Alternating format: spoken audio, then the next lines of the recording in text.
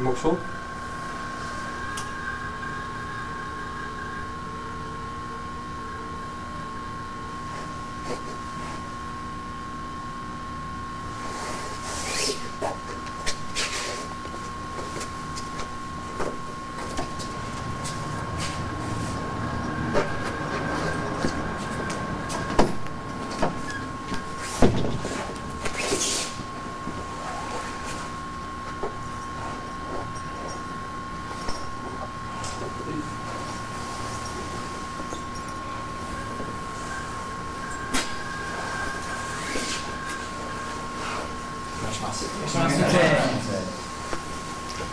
So, got a lot of new faces here, and a lot of people that I recognize from a long time ago.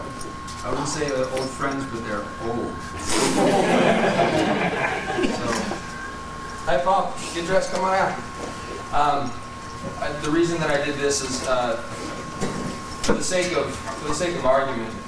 Always, we should be able to distinguish the Joseki, and all the people who are ranked. Even if you're not ranked in Aikido or from this school, you should find a spot in the upper side of the mat. If you know your rank, which in a seminar situation is difficult to discern because you have people that come from all over and you don't know who's who.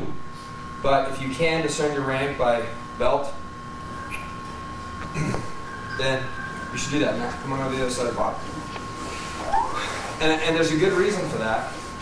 Does anybody know why we do that? Why we make that distinction? Nobody?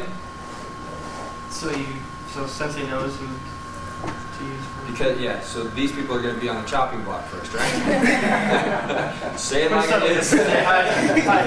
Yeah. So I mean, that's if whoever's teaching the class doesn't know who to use as an uke, it's probably a good shot to use the people on this end of the mat. So that's what I think is the meaning behind that. So my name is Gerrit Green, and some of you know me, some of you don't. I've been here once before. I've been out this way several times. So what I wanted to start off with was maybe a little bit about myself. I've been in Aikido for 12 years. I've been studying under Larry Sensei, who was under Taka Sensei for many years. And we've had a lot of students that come and go from outside of California and outside of the country. We just got back from going to Spain. We had a seminar in Spain, and then after Spain we went up to Germany and had a seminar in Germany. So it's something that's kind of growing and has been for a number of years, and it's been received pretty well the way that Renosa Sensei has been showing his style of Aikido. And I say his style of Aikido because his style of Aikido is a translation of Taka Sensei's style of Aikido, or Seagal Sensei's style of Aikido, through Renosa Sensei's eyes. And, to me, it's kind of a bridge. When you talk about somebody who, I don't know if anybody's trained with people who are very highly skilled teachers that have been in Aikido for a number of years, and what you see sometimes you can't translate. Well, that's what this is. This is a translation line. So Taka Sensei had a translation from his teachers. He passed it on to Renosa Sensei. Maybe I can't understand everything that Taka Sensei did, and Renosa Sensei was the bridge in order to get me there. Maybe I'm the bridge to get you to that level, and it works on down the line like that. So what hopefully we're going to get is the very, very essence, the basic of what the founder was training. How the founder was training when he was training in his 30s and 40s, and when he was getting after a little bit. That's kind of the way I see it, and yet adapted for today. Maybe when the founder was around, there were different issues to look at than there are today. We got more guns than maybe he had to deal with. So incorporating gun training, I think, is really important to study Aikido. Although you'll never see that. It's kind of strange to think about guns and Aikido together. They don't quite wash, but certainly that's something that's an adaptation to deal with what's going on out there. So I don't know if that nutshells it. But are there any questions before we start? Because a lot of the stuff we'll practice is basics. Basics are crucial, you know. So it doesn't require somebody that can flip in the air 7 times and land on their feet like Paul can. I want you to do that. But the basics are something that everybody can practice, and if you don't have a formal dojo that you train at, you can take the stuff and use a friend. I mean, I went through a lot of friends that way. Using them as, but some of them have since started Aikido, so that's a good thing. It's mostly just to avoid me, I guess. But it's something that you can take with you, and you can practice your roles in your living room, or you can practice them in a park, provided there's no ice storm or frozen ground. And some of the evasive techniques. It's not, you know, this is meant to get us back, to distill it down to, you know, our basic balance and our basic movements, so that we can harmonize with everything that's out there. So did you come to see Aikido specifically, or? Well, yeah, I've checked out Aikido before, and it was kind of, I don't know, it wasn't what I thought it was. So. Sometimes that's the case. I know that there are a lot of things. That's kind of why I asked you the question, because I know you remind me of something I wanted to talk about. But there are a lot of different things in Aikido that look very different, and you can look at 2 different schools and you can see 2 different things entirely.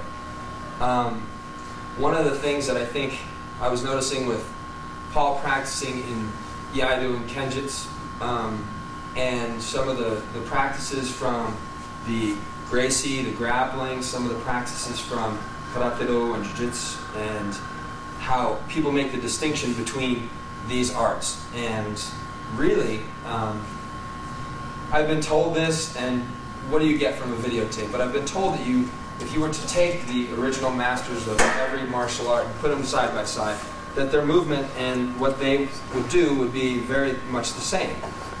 And I believe that because there are certain things that we can't ignore. There are certain things that you can't ignore when you're on the mat. If you don't move at a certain time, you get hit. If you don't roll a certain way, you chinger something up. So these are things that you can't ignore. They're physics, right? And those things are standard throughout martial arts, Aikido, Karate-Do, whatever. So using angles and using all that stuff, I think that you can see Aikido in everything. Or if you practice Karate-Do, you can see Karate-Do in everything that there is, every other martial art. And I'm kind of really interested in looking at similarities rather than, oh, that's different than what I do.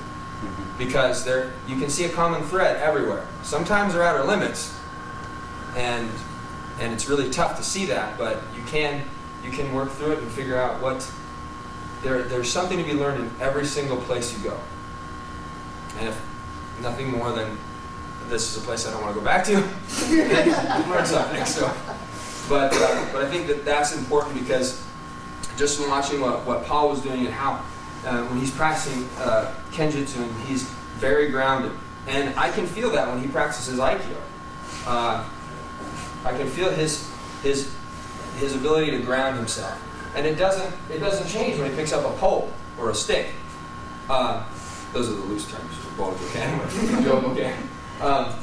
But having that translate into what you do when you're holding a pen, or when you're walking down the street, or when you're carrying a weapon or not carrying a weapon, having the same ability to maintain your balance and proper positioning, that's crucial. And that's the basic elements that we like to practice most, because that applies everywhere. And it applies out here if you're going to slip and fall on your butt in the ice. Slip and fall so that you don't hurt yourself.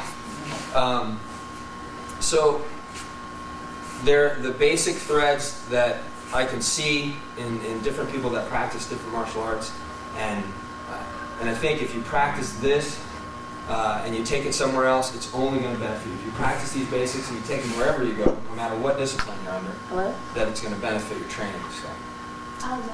So great. Thanks for coming. What is Seagal Sensei's philosophy concerning ki? Okay, and it'll be over in the front. That's right up with the big one. Wow. Bad person to ask, I think. those types of questions are, I mean, and I don't want to discourage anybody from asking questions, but you have to understand that that's a pretty lofty question, and that I wouldn't be able to really explain his concept of ki, because well, my concept of ki is, I think, okay, maybe this is a better way to bridge it. I've heard him talk about it a little bit, and he puts it in a very spiritual sense that if you are right with the world, if you do things that are positive, and you take care of your own yard, and you don't go stomping on somebody else's stuff, and you don't go trying to push your thoughts on somebody else, and you exist in harmony with everything else, then you kind of tapping into the ki that the world has every day. And if you tap into that ki, as he explains it, if you tap into that ki, you can use that ki to make yourself very solid.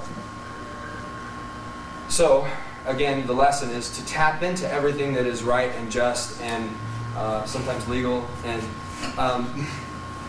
if you can be at one with everything, if you can be in harmony with everything, then you can use that ki whenever you want to. You can use that life energy all the time. And so you can strengthen yourself by using that sea of ki. But I've heard him talk about that, and I think ki is something that's really difficult for Western minds to understand anyway, so I can't pretend that I really know it that well. I feel it here, but an explanation of it's really difficult.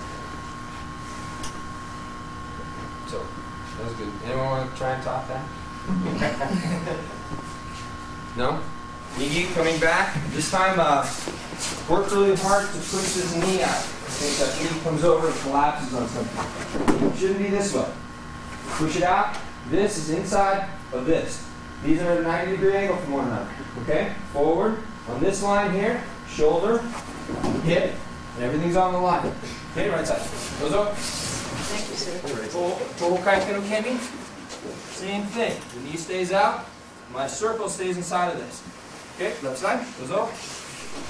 We did this for about an hour and a half one night, trying to get everybody to do this much. Come back and rest right here. So what I'm doing is I'm taking a step back here. That's part of my roll. Now from here, I'm going to push off. My momentum's going to carry me here. I'm going to push off with my hands and get back in the exact same position. So let's spread out and do that. Good, right side. Goes up. Okay.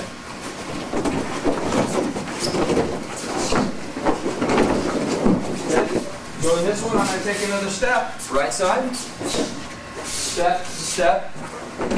Goes up, right side.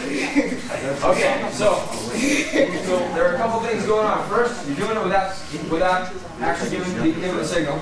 Second, is it shouldn't disrupt your life in a way that makes it so you can't have grandkids. Walk, pivot, fall, get back up, and then keep going the same direction. It shouldn't interrupt your walking forward. So if you're trying to do this, it's too much work. Just pivot and fall. Get back up and then keep going. Go, first line. Here. Okay, so it's a forward roll. I'm going to stay low, sit here. I'm going to drop my front knee, bring the back knee up. So I've changed positions. Now I'm facing backwards, okay? Now I'm going to go over this shoulder. Same roll we did, sitting roll. Okay? Stand up. Right side goes up.